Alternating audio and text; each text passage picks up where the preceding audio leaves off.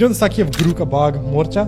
No. So there's this place in India called Guru Ka Bagh, and people don't really know what life was like in Punjab as a Sikh under the British in the 1920s. This was in like 1922, I think. There was many gurdwara that were just controlled by mahants. What a mahant was like a granthi, but he was like backed by the British. He was like a businessman granthi. Oh. Like he was kind of like an insider to the British granthi that was meant to keep everybody in line. Like he was not like a true granthi. There was this one time back then that started this first morcha, which was when this mahant was so wild, this granthi, that like he claimed that like all of the land that the gurdwara was on, the land around it, was like his private property. Wow. So the Sikhs needed firewood to make langar at that gurdwara, right, in Guru Ka Bagh.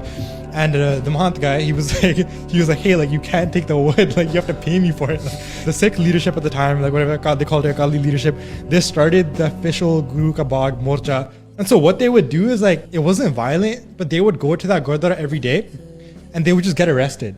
Because they would be there like peaceful protesting. Right? So then it came to Dande. So then what would happen, which was so heartbreaking, is that they would go there every single day. They would protest. They would hold their hands just like this. And then the British policemen would beat them with batons, like violently. Like they would get carried away unconscious. They just showed up every day like clockwork. These guys had such strong souls. Like even some of the British policemen from that time are on the record saying like it broke our heart to see these people line up here every day and just get beat to death. There's a newspaper from the time. The quote was, "Men walked calmly to beatings that would have broken soldiers." And then there was public backlash. The beatings stopped. They won the morcha. The story had a happy ending in this case. And the control of Guru Ka Bagh went back to the Sikhs.